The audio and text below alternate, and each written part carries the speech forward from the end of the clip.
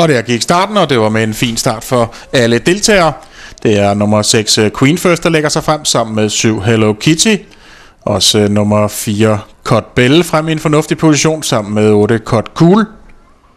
Ved rails lidt nede har vi nummer 1 Scirocco, der forbedrer sig op. Men i føring nummer 4 Cut Bell sammen med 7 Hello Kitty. Så følger nummer 6 Queen First, 9 Taitur også fremme som 3. 4. 8 Cut Cool lige bag ved dem sammen med nummer 3 Etoile. Et Scirocco fortsætter op indvendigt.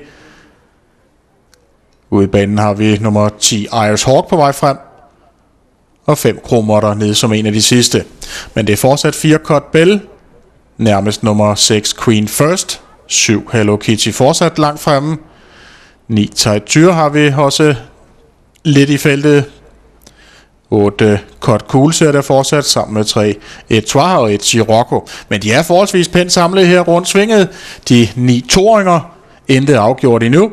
10 Irish Hawk har forbedret sig op og sidder som en af de første her rundt svinget. 4 Cut Bell inde ved rail stadigvæk rigtig godt med. Også 5 Kromotter har forbedret sig, og de er på vej ned mod målstregen. Det er nummer 4 Cut Bell indvendigt, der bliver bedt om fuld fart. Ude i banen er der mange, der prøver.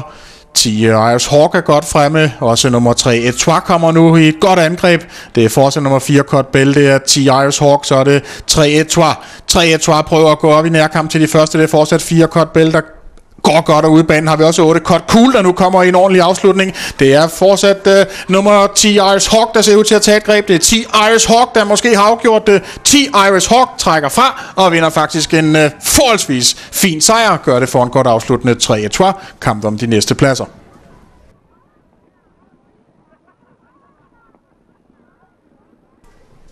4 Cut Bell var længe førende for Rafael Sistel. 10 Irish Hawk går så op her på de sidste meter og tager grebet og afgør til sin fordel 3 Etoile. Med en god afslutning for Lennart Hammer efter at sidde et stykke nede i feltet. Men så er i hvert fald til nummer 10 Irish Hawk. 3 Etoile ser jeg som anden, og så var der kamp om de næste pladser. Lad os se om vi kan finde ud af hvem der var tredje, når vi ser det fra en anden vinkel. Men her har vi i hvert fald Manuel Santos og 10 Irish Hawk ned mod stregen. Går den frem og afgør. Brian Wilson, han træner Irish Hawk, og den er klar på stregen her som vinder. Og får vi det fra det store oversigtsbillede. Nummer 4 Cut Bell, altså indvendig i banen med den hvide hue. 10 Irish Hawk udvendig. 3 Etoile kommer i de blå farver, og så har vi altså også 8 Cut Cool på vej frem.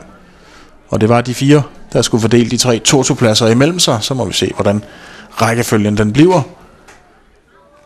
8 Cut Cool kommer altså rigtig hastigt til slut, og spørgsmålet om den ikke går frem og snyder Cut Bell fra 3. pladsen. Snyder og snyder, men altså lige bytter den. 10, 3, 8. Tipper den vel til slut. Ja, 10, 3, 8. Foreløbig resultat.